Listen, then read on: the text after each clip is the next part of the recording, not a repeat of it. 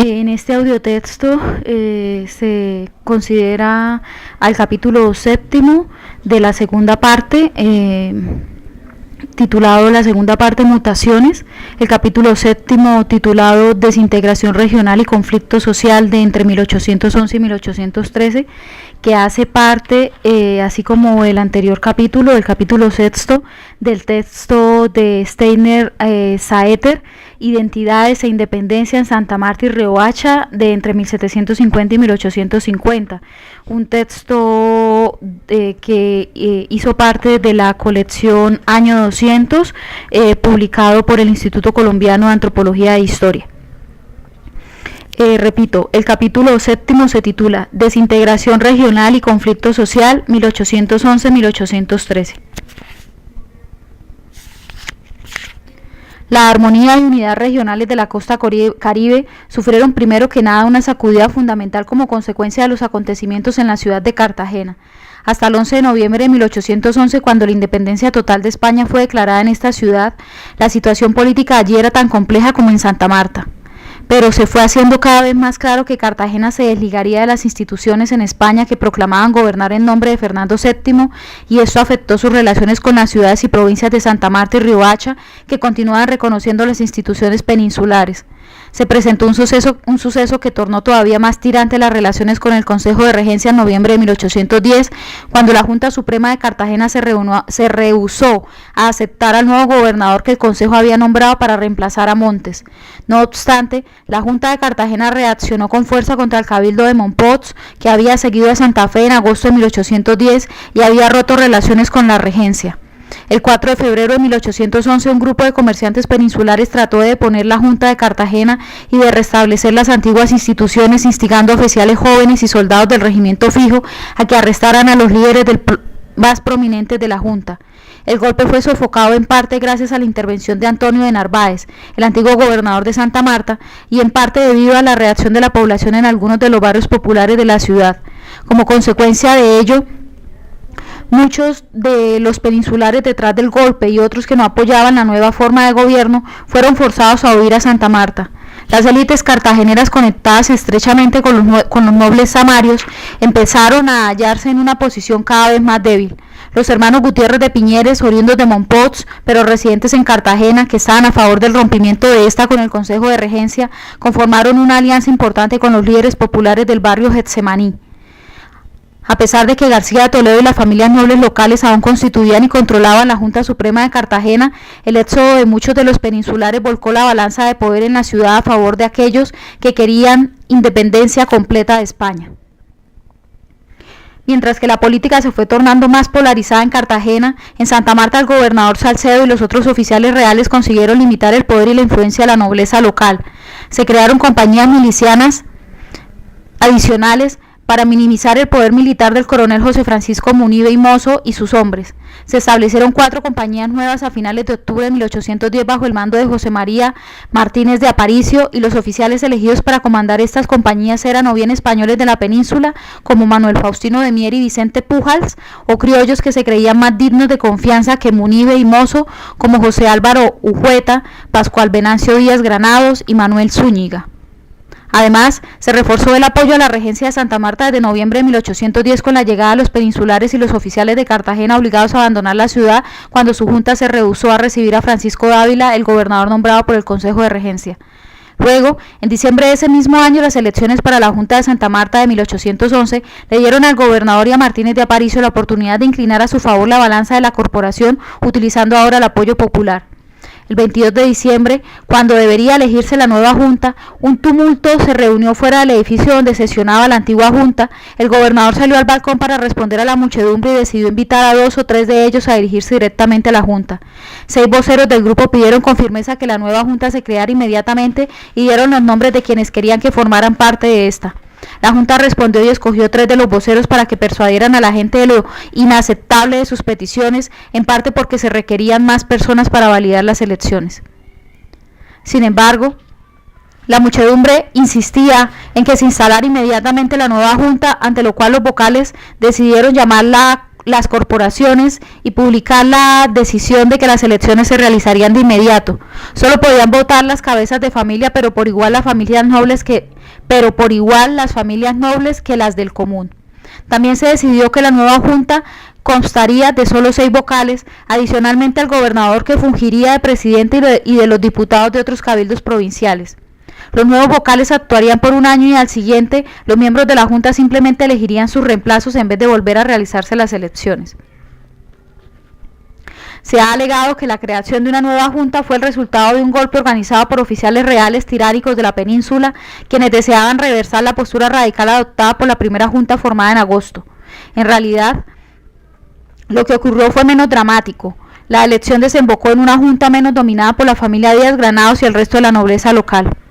No obstante, se solapaban considerablemente las juntas de 1810 y la de 1811.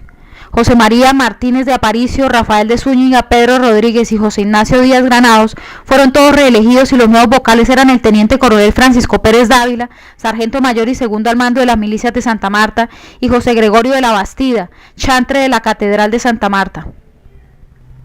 De estos seis, Martínez de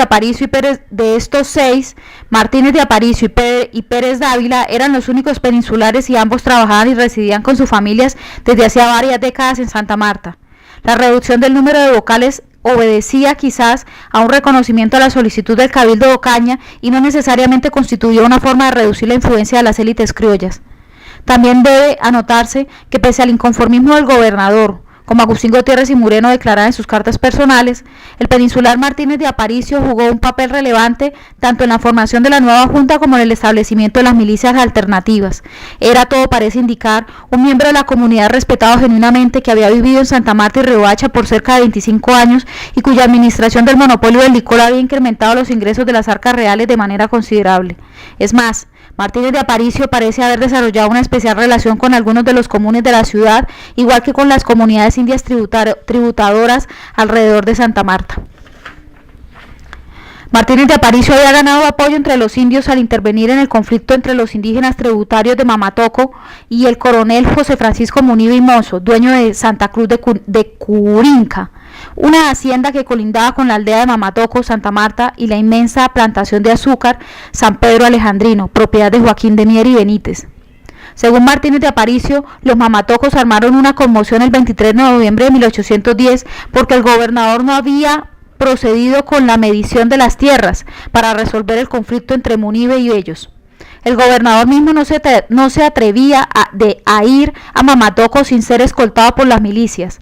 No obstante, Martínez de Aparicio fue a la aldea con el tesorero de la catedral, José Eulalio de Ciosi. Ellos convencieron a los líderes de la villa para que fuesen a la ciudad al día siguiente y explicaran su problema a la junta. El 24 de noviembre su caso fue escuchado y se decidió que Vicente Pujals, acompañado por José Nicolás Ximeno, Munive y Mozo, y los representantes nombrados por los indios, fueran a Mamatoco con el fin de investigar y solucionar la disputa. Casos como este demuestran que los comunes y los indios tributarios en el área de Santa Marta consideraban a los oficiales reales un contrapeso para la nobleza local, y sugiere que ninguno de los dos grupos estaba cierto acerca de cómo funcionaría para ellos embordar una sociedad sin funcionarios reales. La situación de las familias nobles de Santa Marta era cada vez más incierta y confusa. Su cauteloso apoyo al Consejo de Regencia se mostraba imposible de mantener, y sus parientes nobles en Cartagena estaban perdiendo el control de la situación política en la medida en que los sectores populares cartageneros eran ganados para la causa de demandar la independencia y la libertad política. En contraste, en Santa Marta los comunes habían mostrado considerable escepticismo frente a las pretensiones políticas de la nobleza local, y los oficiales reales habían triunfado al construir una base de apoyo popular. La euforia expresada por los miembros de la élite samaria en agosto de 1810 había sido reemplazada con rapidez por una cierta indiferencia de ambigüedad política. Durante 1811, las relaciones entre los diferentes cabildos de las provincias de Santa Marta y Riohacha y el resto del virreinato de la Nueva Granada se fueron haciendo cada vez más tensas.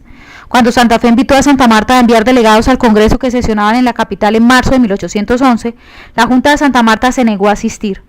Pero la preocupación más inmediata de Santa Marta consistía en sus relaciones con la vecina Cartagena. Para ambas ciudades el comercio con el interior del virreinato era de vital importancia y el 28 de febrero de 1811 el nuevo presidente de la Junta de Cartagena, José María del Real, informó a su contraparte de Santa Marta que Cartagena había establecido un impuesto a las ventas del 12% para todos los bienes importados de la provincia de Santa Marta. La Junta de esta ciudad reaccionó naturalmente con bastante vehemencia y pidió a los cartageneros revocar las nuevas regulaciones. En vez de atender a la petición, la Junta de Cartagena solicitó que Santa Marta enviara un delegado al Congreso que se realizaría en Santa Fe y amenazó con romper todas las relaciones comerciales con ellos en caso de que se abstuvieran de hacerlo. La Junta de Santa Marta se mantuvo opuesta al Congreso y argumentó que participar en él era contrario a su adhesión al Consejo de Regencia. Un subtítulo de nombre, la lucha por el río Magdalena. Tanto para Cartagena como para Santa Marta el acceso y control del río Magdalena era de primordial importancia. Los pueblos de la provincia de Santa Marta asentados a lo largo del Magdalena estaban ubicados lejos de todas las ciudades mayores de la provincia y habían estado más conectados con los pueblos de la orilla occidental que quedaban en la provincia de Cartagena. La capital provinciana de esta última era una ciudad mucho más grande que Santa Marta y la mayoría de los productos transportados por barco a través del río Magdalena eran controlados bien por los comerciantes de Cartagena o bien por los de Mompox. No obstante, durante la segunda mitad del siglo XVIII las familias nobles de Mompox dominaron la vida pública en los pueblos a lo largo del río. Adicionalmente a la influencia de los comerciantes de Mompox y Cartagena, había un conflicto entre los diversos pueblos en las riberas del Magdalena por privilegios y derechos. La petición de estatus de ciudad, el derecho a formar cabildos y tener funcionarios reales nombrados para sus pueblos hacían frecuentes los conflictos locales entre ellos. La crisis política del imperio los intensificó cuando la autoridad real fue disuelta y los pueblos pudieron apropiarse de la oportunidad de presionar por sus peticiones de competencias. Un ejemplo de dicha competencia lo constituye el conflicto entre Tamalameque y Chiriguaná, surgido en 1810. El 14 de febrero de ese año, la Junta de Santa Marta recibió un reporte del Cabildo de Tamalameque, uno de los pueblos más grandes a orillas del Magdalena, donde se quejaban de los sucesos ocurridos en Chiriguaná, una de sus villas subordinadas. Allí el alcalde, Juan Josef Rolleno, había sido depuesto por los habitantes, supuestamente ayudados por el cura párroco Luis Joseph Peinado. Los alcaldes de las villas eran nombrados por el cabildo de la ciudad a la cual estaban subordinadas, y el cabildo de Tamalameque se quejaba de que el alcalde había sido depuesto ilegalmente. Por su lado, los habitantes de Chiriguaná protestaban porque el cabildo hacía tiempo había procedido de manera ilegal al seleccionar el alcalde. Los alcaldes recientes, alegaban sus habitantes, habían sido elegidos todos con la, comillas, complacencia y satisfacción de un vecino pudiente, fin de las comillas, de Mompox, Domingo López Bordel. Cuando los residentes se quejaban por las acciones del alcalde o por las de José López Bordel al cabildo de Tamalameque, el organismo invariablemente favorecía a este último. En consecuencia, Chiriguaná levantaba la petición a la Junta de que se le transfiriera la jurisdicción del cabildo de Santa Marta. Los vocales samarios sentían que dicha transferencia era precipitada. En lugar de eso, decidieron enviar a José María Martínez de Aparicio como delegado a Chiriguaná con poderes de amplio rango para investigar acerca de la naturaleza de los desórdenes y juzgar sobre el caso.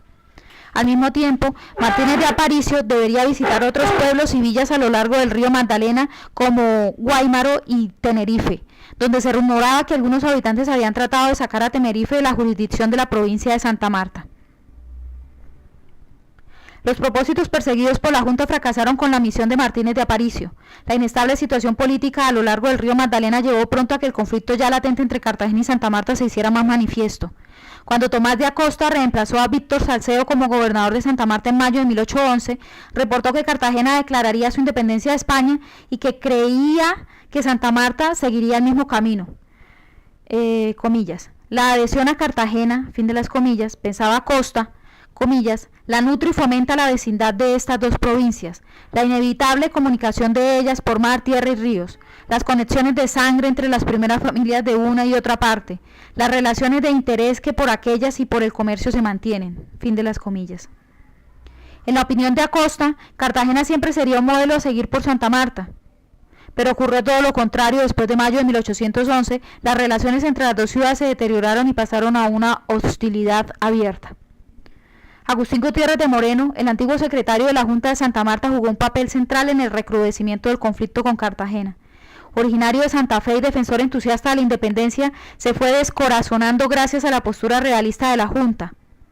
Entre abril y junio de 1811 abandonó Santa Marta rumbo a Barranquilla o Cartagena. En el camino se detuvo en alguno de los pueblos más pequeños al lado oriental del río Magdalena y se vio involucrado en el borrador de una carta de queja contra la Junta de Santa Marta en nombre de los habitantes de Sitio Nuevo, Remolino y Guáimaro.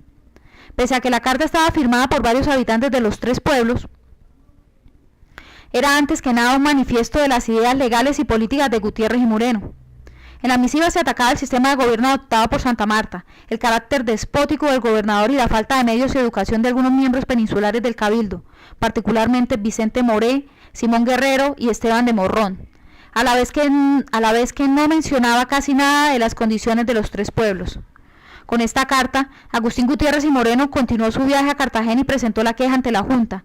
La carta había sido firmada el 30 de junio de 1811 y el siguiente 11 de julio, la Junta de Cartagena, en nombre de Fernando VII, ordenó que Santa Marta conformara un gobierno similar al de ellos y enviara un delegado al Congreso en Santa Fe.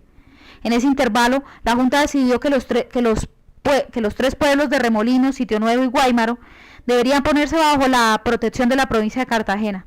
En aquel mes de julio, la Junta cartagenera movilizó las tropas que subyugaron a Mompox, a Guáimaro, y se creó entonces la llamada Confederación del Magdalena, con un tribunal en Guáimaro para poner los pueblos a lo largo del río Magdalena bajo su autoridad. El Cabildo de Santa Marta, reconformado para reemplazar la Junta el 26 de junio de 1811, reaccionó con furia a esta, comillas, invasión, fin de las comillas, a su jurisdicción, y decidió enviar a Pablo Oligós, un comerciante peninsular bastante pudiente y capitán de las milicias de Santa Marta, a Guáimaro, con un escribano y una tropa de 40 hombres. Oligós reportó que una nave cargada con armamento y 2 barcas menores, bajo el mando de Matías de Aldao, habían invadido Guáimaro con la ayuda de algunos hombres armados, comandados por Bernardo Bravo, un teniente de milicias. De acuerdo con Oligós, estas tropas de Cartagena no contaban con el apoyo de la mayoría de los habitantes, quienes en vez de apoyar la Junta de Cartagena en muchas ocasiones habían huido, incluyendo al cura párroco. Cuando Oligós y sus hombres fueron obligados a retirarse a una isla en el río, el Cabildo de Santa Marta decidió reforzar su presencia militar en el área y envió al sargento mayor Pedro Domínguez para apoyar a Oligós con otros 250 hombres.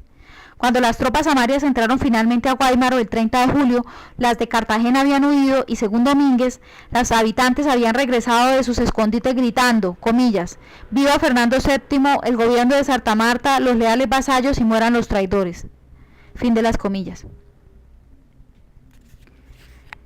Este incidente, que inició la guerra entre las dos provincias de Santa Marta y Cartagena, era el típico conflicto de los que continuarían hasta 1816. Pese a que con frecuencia cantidades importantes de tropas estaban involucradas, se presentaba poca lucha. Primordialmente esta era una guerra de palabras y de opiniones más que de violencia y muerte. Mientras los oficiales de Santa Marta creían con certeza que la población en general era realista, los insurgentes de Cartagena buscaban convencer a la gente de que su gobierno era más benevolente y justo que el de Santa Marta. Indudablemente los amarios aprovecharon para estar cómodos con el hecho de que Francisco Petrus, quien se autonombró apoderado general notorio del vecindario de Guáimaro, declarara que los habitantes de allí, comillas, tan sumisa gente no ha sido capaz de emprender la negativa de su madre patria, la del gobierno legítimo de Santa Marta, fin de las comillas, y además que todo se debía solo a que Agustín Gutiérrez y un puñado de, comillas, seductores, fin de las comillas, habían manipulado la situación forzando a la población, con tropas y pistolas, a aceptar el gobierno de Cartagena. Lo anterior no fue obstáculo para que la Junta de Cartagena insistiera en la recuperación de los pueblos ribereños. El 18 de agosto de 1811 hubo 2 horas de batalla entre las dos partes, pero sin heridos ni muertos de ningún lado. El 25 de agosto se acordó un cese al fuego y se iniciaron negociaciones entre Pedro Rodríguez, el tesorero, y Miguel Díaz Granados, como representantes de los gobiernos de Santa Marta y Cartagena respectivamente. Estas negociaciones no se concluyeron. Cartagena de nuevo exigía que se reformara el sistema de gobierno de Santa Marta y que la provincia enviara un delegado al Congreso en Santa Fe. La confrontación, pues, continuaba sin la presencia de un verdadero combate. Esta contienda era en muchos aspectos una lucha por el apoyo público, aun cuando los gobiernos de Cartagena y Santa Marta se presentaban a sí mismos como los guardianes de la voluntad popular, seguían prevaleciendo la incertidumbre y la duda entre los habitantes de la provincia de Santa Marta. Cuando Acosta reportó al virrey, quien ahora residía en Panamá, sobre la situación de la provincia de Santa Marta los últimos días de julio de 1811, repetía que su sensación inicial al llegar a Santa Marta, en mayo, había sido que los habitantes se mantenían leales a la corona. El gobernador también informaba que allí nadie había declarado abiertamente su adhesión al gobierno de Cartagena, a pesar de que reconocía la existencia de, comillas, algunos espíritus inquietos adictos al sistema de gobierno de Cartagena, fin de las comillas, y hacía énfasis en que eran pocos, pero eran, comillas, hijos del país, condecorados y pudientes, que arrastran con ofrecimientos, seducciones y dádivas la mayor parte del bajo pueblo, fin de las comillas. Estos individuos, denunciaba, eran antes que nada José Francisco Munive y Mozo, el coronel de las milicias, Pascual Díaz Granados, Francisco Javier Díaz Granados y las milicias. El gobernador también informaba que allí nadie había declarado abiertamente su adhesión al gobierno de Cartagena, a pesar de que reconocía la existencia de, comillas, algunos espíritus inquietos adictos al sistema de gobierno de Cartagena, fin de las comillas, y hacía énfasis en que eran pocos, pero eran, comillas, hijos del país, condecorados y pudientes, que arrastran con ofrecimientos, seducciones y dádivas la mayor parte del bajo pueblo, fin de las comillas. Estos individuos, denunciaba, eran antes que nada José Francisco Munive y Mozo, el coronel de las milicias, Pascual Díaz Granados, Francisco Javier Díaz Granados y Venancio Díaz Granados. Pese a que el gobernador temía la influencia de estos hombres y sus conexiones con las familias de ascendencia de otras ciudades de la costa, pensaba que era posible defender la provincia y tener influencia sobre las ideas de las gentes. Otro subtítulo: conflicto en Riohacha, Ocaña y Valledupar. Incertidumbre, sospechas y agitación política también estaban presentes en otras ciudades de la provincia. En Riohacha, el gobernador José Medina y Galindo, quien había sido removido de su puesto por el anterior virrey Antonio Amario Borbón, regresó el 6 de agosto de 1811 con un grupo armado de 30 a 40 hombres y exigió que los habitantes le reconocieran como el gobernador legítimo de la ciudad y la provincia de Riohacha. Sus hombres eran vecinos de Riohacha y habitantes del área de Valledupar que había reclutado camino a la ciudad. De acuerdo con Juan Bautista Sanz, uno de los alcaldes de Riohacha, los hombres habían sido reunidos por Antonio de Torres, yerno de Medina e hijo de Apolinar de Torres y María Luisa Díaz Granados. A las 10 de la mañana el tropero irrumpió montando a caballo y armado con pistolas, espadas y cuchillos y gritando, comillas, venga aquí ese cabildo de traidores, fin de las comillas. Cuando los miembros del cabildo llegaron, salieron a su encuentro Medina y Galindo, sus dos hijos y Antonio de Torres, con otros hombres del grupo. También se había agolpado una muchedumbre afuera del edificio de la alcaldía y Antonio de Torres interpeló, comillas, pueblo generoso, ¿queréis que yo represente vuestros derechos? Fin de las comillas. A lo que la multitud replicó afirmativamente. Enseguida el alcalde Pedro Pérez Prieto, quien había fungido como gobernador en la ausencia de Medina y Galindo, preguntó a los representantes del cabildo si debería aceptarse su regreso. Solamente el segundo alcalde, Juan Bautista Sanz, estuvo en desacuerdo y alegó que los miembros del cabildo habían jurado defender las leyes de la monarquía española y que no estaba en su poder el restituir a Medina y Galindo mientras el virrey o cualquiera otra autoridad superior no hubiese anulado su suspensión. Sin embargo, Sanz añadió que aceptaría el veredicto de los otros miembros del cabildo y renunciaría por el bien de la tranquilidad pública. Medina y Galindo adujo entonces que su suspensión había sido ilegal puesto que había sido obra del virrey y del odiado ministro Godoy. De este modo, Medina y Galindo recobró su gobernación y Sanz fue expulsado. Antonio de Torres fue nombrado regidor decano del cabildo y representante de Riohacha ante las Cortes en España. Para el siguiente septiembre el gobernador había hecho que todos los miembros del cabildo le declararan lealtad y estableció que de ahí en adelante cualquiera que criticara al gobierno sería castigado. Este conflicto en Riohacha no era entre realistas y republicanos. Tanto Medina y Galindo como los alcaldes que habían gobernado en su ausencia alegaban ser los defensores más leales de la monarquía española y las instituciones peninsulares que regían en su nombre. Pero con la restitución de Medina y Galindo, las familias nobles de Santa Marta tenían un aliado potencial importante. A pesar de que era de origen peninsular, estaba inmerso profundamente en las redes de las élites locales. Después de casi 50 años en la zona, y estaba directamente vinculado a ellas gracias al matrimonio de su hija con un miembro de la familia Díaz Granados.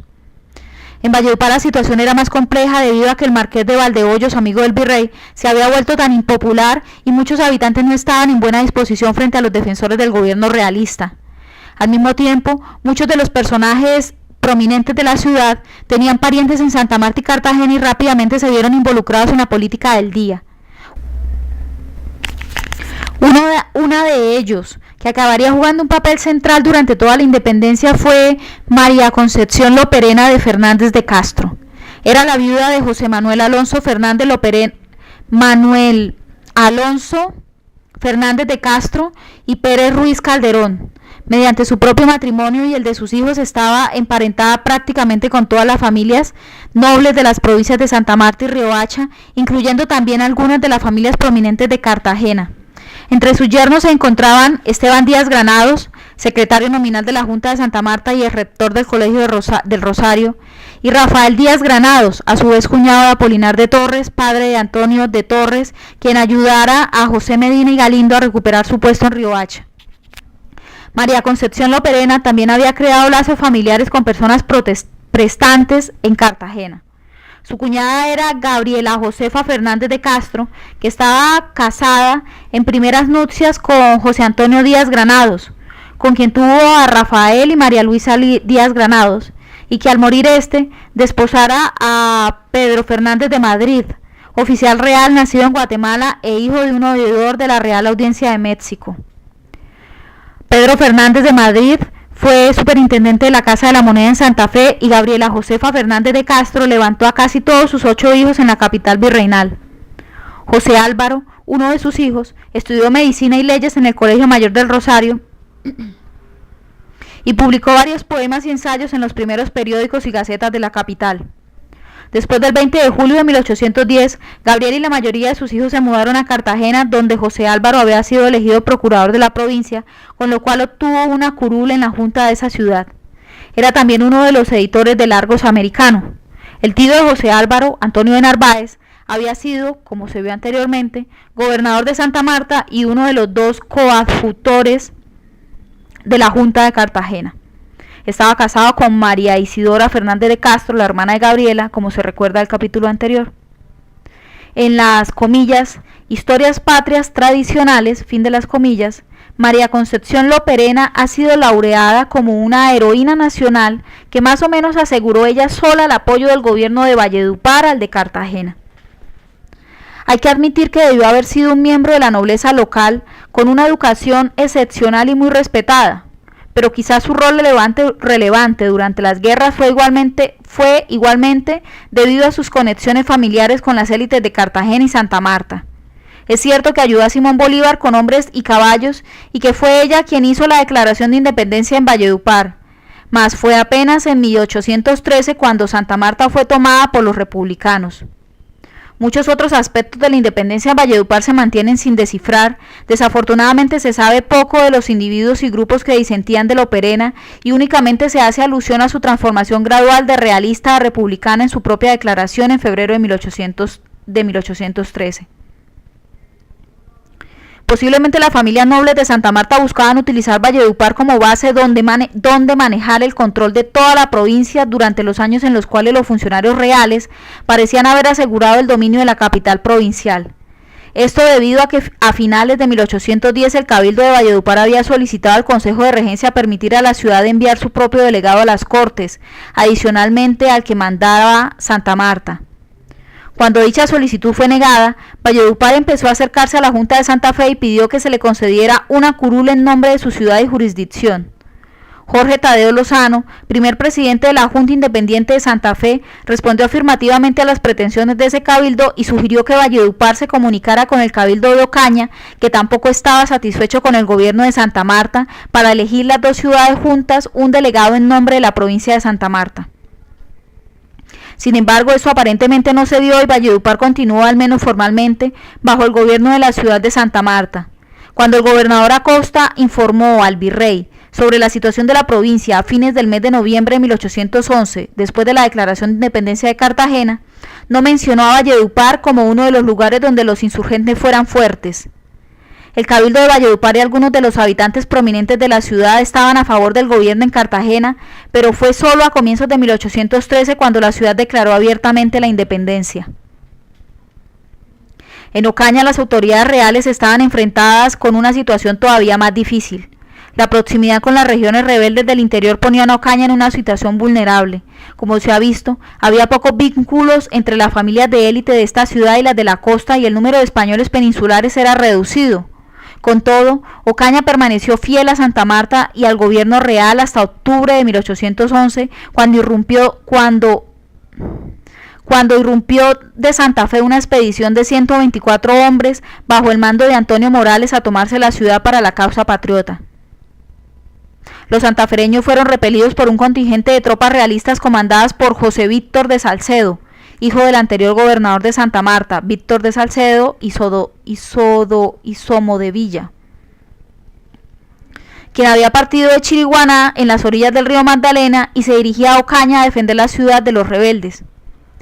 El intento de defensa fracasó. Se dijo que el cabildo de Ocaña era corrupto y había ordenado la salida de Salcedo y las tropas realistas antes de la llegada de los insurgentes. No obstante, apenas unos meses después el gobernador de Santa Marta, Acosta, manifestaba la sospecha de que Salcedo mismo apoyaba a los rebeldes. De nuevo no hubo un verdadero combate y aun cuando el gobierno de Cartagena, para ese entonces independiente, había logrado tomarse unos pocos pueblos de la provincia de Santa Marta durante los últimos meses de 1811, todavía no había una guerra real. La lucha por el apoyo popular estaba inconclusa. En la mayoría de las escaramuzas y pequeñas batallas que tuvieron lugar en 1810 y 1811, los habitantes locales normalmente huían al campo y los soldados de los bandos opuestos esperaban mientras sus líderes intercambiaban injurias verbales.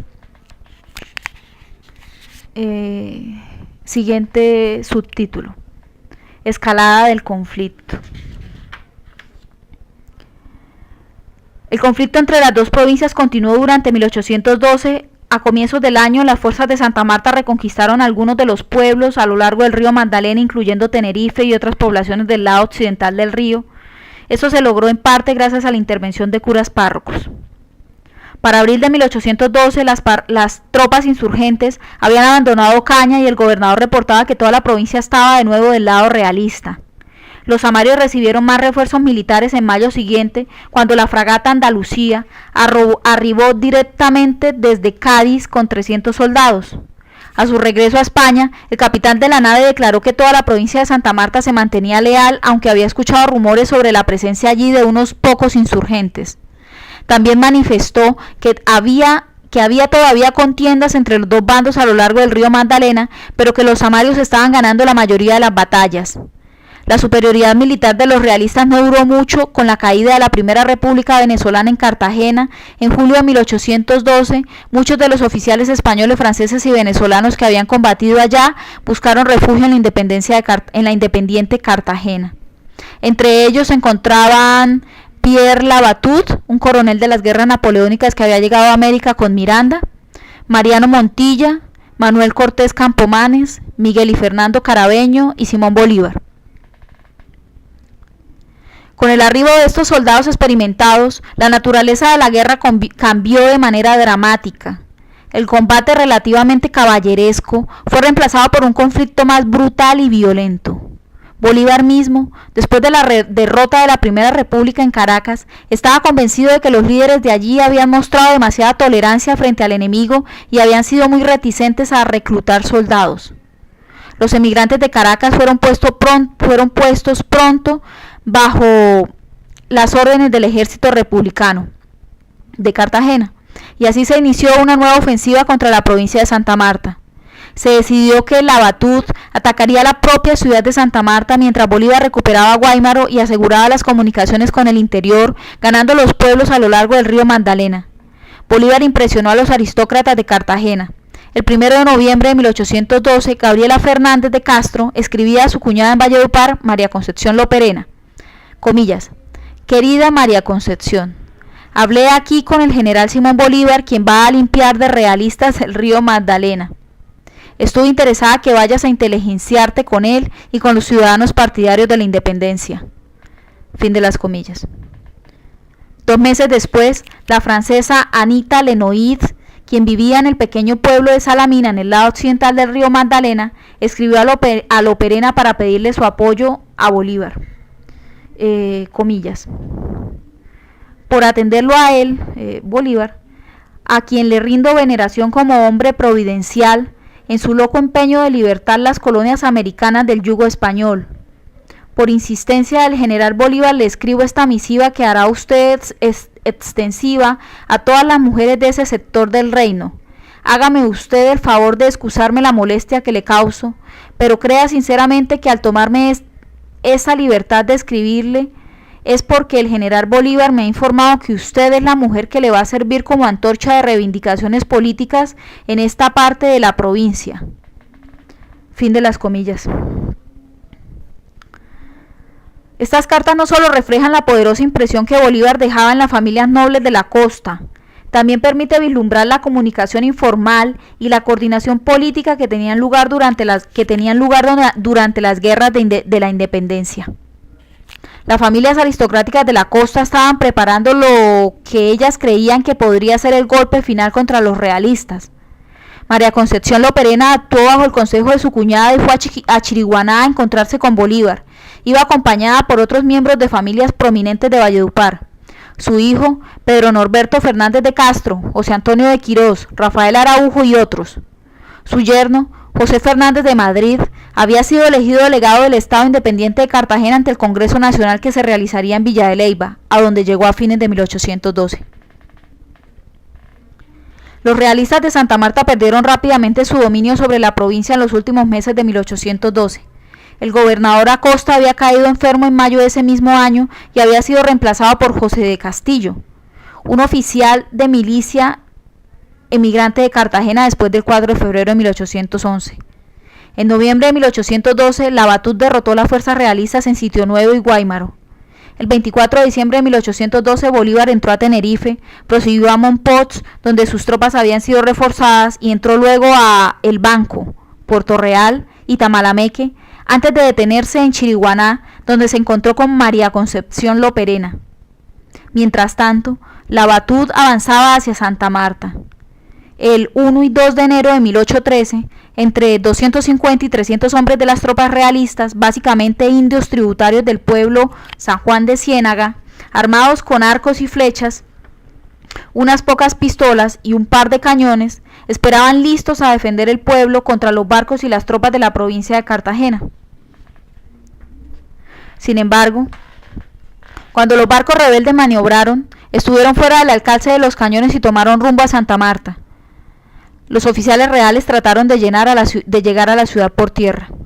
Al ver esta situación, la mayoría de los indios se negó a proseguir y giró de regreso al pueblo de donde había salido, no sin antes llevarse consigo un botín que incluía una pechera con 100,000 pesos y 2 cañones, y dar muerte a un cura, un par de soldados y algunos funcionarios rezagados que no alcanzaron a unirse a su tropa. Lavatud entonces volvió a cambiar el rumbo y retornó a Ciénaga para combatir allí a los indios. Debido al amotinamiento, los realistas optaron por no defender el pueblo, dar media vuelta y regresar a Santa Marta. El 6 de enero de 1813, Lavatud entró a Santa Marta sin encontrar resistencia armada.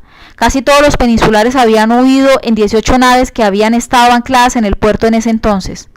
Más de 400 personas partieron al puerto de Portobelo en Panamá. Ahí se encontraban algunas de las familias que escaparon de Cartagena a Santa Marta después del 4 de febrero de 1811, como los 2 inquisidores del Tribunal de Cartagena, varios clérigos de la provincia, incluyendo al provisor y al anterior miembro de la Junta de Santa Marta, Plácido Hernández, y el canónigo Miguel María de Yarza. Varios oficiales y funcionarios de Santa Marta, como Tomás de Acosta, el gobernador José de Castillo, José Navarro, Antonio Rebustillo, Pedro Rodríguez, José Víctor de Salcedo y algunos de los comerciantes peninsulares residentes en la ciudad, como Vicente Moré. Esta huida de los realistas involucró hogares y familias completas, a veces tantos como 20 o 30 individuos, puesto que la mayoría de los que escapaban no solo tomaban su esposa e hijos, sino sus esclavos y agregados. La escala del éxodo es difícil de medir con exactitud. Las autoridades en Portobelo reportaron al virrey que habían podido contar 451 emigrantes de Santa Marta, sin tener en cuenta varias familias que habían partido con dirección a otros puertos como Cuba, Jamaica y Riohacha. Emigrar era, además de costoso, peligroso.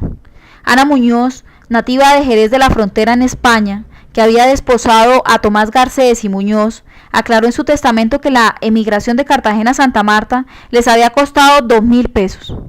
Juana José Faciosi, nativa de Santa Marta y casada con Tomás de Aguirre, declaró que no solo había muerto ahogado su esposo en la migración, sino que habían gastado 6.000 pesos en, comillas, negociaciones y armamentos, fin de las comillas. Vicente Moré, uno de los comerciantes peninsulares de Santa Marta que había escapado a Portobelo, relataba que no solo la huida le había costado 1.700 pesos, sino que había perdido una de sus hijas cuando el barco Elena zozobró camino a Portobelo. Claramente la migración no era una opción fácil y el hecho de que estas personas dejaran Santa Marta indica que la ciudad se había convertido en un lugar peligroso. Quienes optaron por permanecer en Santa Marta debieron haber presumido que la Batut no enajenaría a los habitantes con castigos severos. Se equivocaban. Muchos de los líderes de la comunidad fueron puestos en prisión y enviados a Cartagena encadenados. Entre los deportados estaban el obispo Manuel Redondo, Joaquín de Mier y Pablo Oligós, comerciantes y terratenientes peninsulares quienes fueron apresados y transportados a Cartagena. Además, muchos de los habitantes más ricos perdieron propiedades como consecuencia de la toma de la ciudad por parte de la Batut. José Nicolás de Jimeno, un peninsular residente en Santa Marta por varias décadas y propietario de las plantaciones de azúcar Garabulla y Papare, cerca de Ciénaga, declaraba que gran parte de sus posesiones se había perdido con la irrupción de los insurgentes en 1813. A Ignacio Igulbide, un español peninsular menos pudiente, le fueron confiscados 2 de sus 3 esclavos. Las confiscaciones y deportaciones afectaron en primer lugar a los pocos peninsulares ricos restantes. Aún así, este ataque a la élite no hizo que la gente del común quisiera la Batut. Parece que doblegaba a casi toda la población debido a su falta de respeto por ellos y por su catedral. El único grupo que parece haberse confabulado con el gobierno insurgente estaba conformado por las familias aristocráticas de la ciudad. Pese a que poco se sabe acerca de las acciones de las familias nobles antes y durante la ocupación de la ciudad por la Batut, existen varios indicios de que éstas cooperaron con el líder rebelde. Muy pocos de ellos emigraron, no reportaron ninguna pérdida de propiedades por causa de la invasión y todos fueron tratados como sospechosos o potenciales rebeldes cuando el gobierno realista fue sustituido. Es más, las acciones de sus parientes en Valledupar y Cartagena indican que realmente participaron en un complot. A menos de un mes después de la caída de Santa Marta, María Concepción Loperena leía la declaración de independencia en Valledupar ante el cabildo y la mayoría de los habitantes de la ciudad.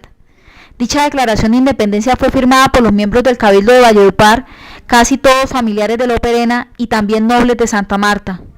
La ciudad de Ocaña había caído ante los insurgentes aproximadamente al tiempo que Santa Marta y Valledupar.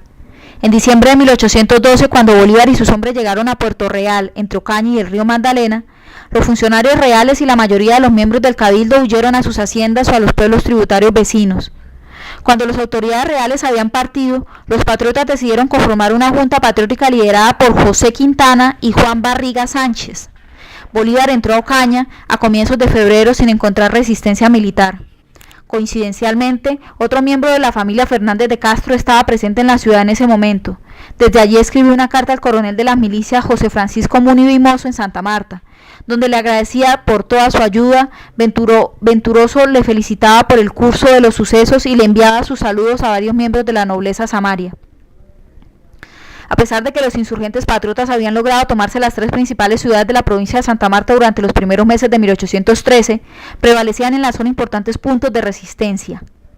Mientras que la nobleza local de la provincia de Santa Marta aceptaba calladamente el nuevo gobierno republicano o participaba activamente en él, muchos de los pueblos pequeños y especialmente los tributarios permanecían hostiles a los nuevos gobernantes. En el Valle del Cesar, varias localidades chicas como San Juan del Cesar, Barrancas y Fonseca denunciaron las acciones tomadas por el Cabildo de Valledupar y exigieron lealtad a las autoridades de la vecina Riohacha, que seguía siendo realista. Además, los pueblos tributarios en las afueras de Santa Marta, Ocaña y Valledupar se convirtieron en refugio para algunos de los oficiales reales y para peninsulares que no alcanzaron a migrar a otra parte. Esta resistencia popular puede mirarse desde diferentes perspectivas. En términos de la jerarquía territorial, puede verse como un esfuerzo de los pueblos subordinados por resistir la dominación de las ciudades principales de la provincia. Igualmente, puede leerse como una reacción popular contra las pretensiones aristocráticas de las familias locales prominentes. Por último, puede considerarse también una defensa de la integridad y de la identidad histórica de los pueblos tributarios, de su, comillas, indianidad, fin de las comillas, de cara a un movimiento político que proclamaba que la nueva sociedad no debería tener espacio para los privilegios ni jurisdicciones especiales para grupos corporativos tales como los indígenas. Posiblemente, la resistencia realista popular fue movida por todos estos elementos, así como por la rabia generalizada causada por el comportamiento de la Batut. La reacción contra la Batut no demoró, y este solo pudo mantener la toma de Santa Marta por 2 meses.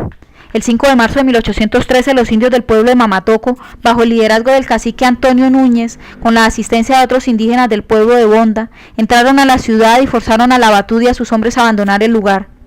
La Batut parece haber creído que era el coronel Munive quien había organizado la reconquista de la ciudad. En su retirada se llevó consigo a Munive y lo puso en prisión en Cartagena. Munive, quien después sería encarcelado por las autoridades de Santa Marta por infidencia, alegaba que había sido, comillas, etce principal de la reconquista realista de Santa Marta, y por cuya razón le llevó preso con un par de grillos a Cartagena, en donde atentaron los del pueblo contra su vida. Fin de las comillas, hice una lectura textual. A la luz del conflicto previo entre los indios de Mamatoco y Munive, respecto de la medición de las tierras entre su hacienda y el pueblo indígena, sería poco probable que hubiera habido una alianza entre ellos. Tal vez Munive y otros notables de Santa Marta sintieron que el régimen de la Batut era peligroso para su causa. O quizá Munive arregló su propia evacuación cuando vio que los realistas retomarían a Santa Marta. Sin importar cuáles fueron las motivaciones reales tras las acciones de Munive a comienzos de 1813, es evidente que no les tomó mucho tiempo a los amarios recuperar el control de la política de la ciudad. Ya para el 6 de marzo de 1813, un día después de la Reconquista, Rafael de Zúñiga, aquel abogado que mostrara tanto entusiasmo en la creación de la Junta en 1810, informaba al gobernador Medina y Galindo en Riohacha que Santa Marta había experimentado la gloria cuando el tirano francés Labatut había sido expulsado de la ciudad. Zúñiga había sido elegido comandante de armas y en esa investidura llamó a todos los emigrantes de Santa Marta para que regresaran tan pronto como fuera posible a defender su ciudad en caso de que Labatut regresara. La marea había empezado a voltearse contra los insurgentes en la provincia de Santa Marta. Mientras Labatut se vio obligado a huir de Santa Marta, los realistas tomaban el mando en el Valle del Cesar. Luego de la declaración de independencia en Valledupar el 4 de febrero de 1813, la mayoría de los pueblos del Valle decidió separarse de la jurisdicción de esa ciudad y adherir a los realistas de Riohacha. La consiguiente guerra en el Valle del Cesar era en cierto grado un conflicto entre realistas y republicanos, pero en otro era sencillamente el recrudecimiento de una lucha larga y anterior entre las familias dirigentes del área. Con ello, también se ilustran las diferencias entre las ciudades y los pueblos subordinados. Estas disputas locales continuaron atizando el fuego del conflicto en la región. Y pese a que los rebeldes patriotas habían perdido la primera partida de la guerra en las provincias de Santa Marta y Riohacha, las diferencias locales ayudarían a que ganaran el control al final. Fin. Gracias. Soy Viviana Delgado.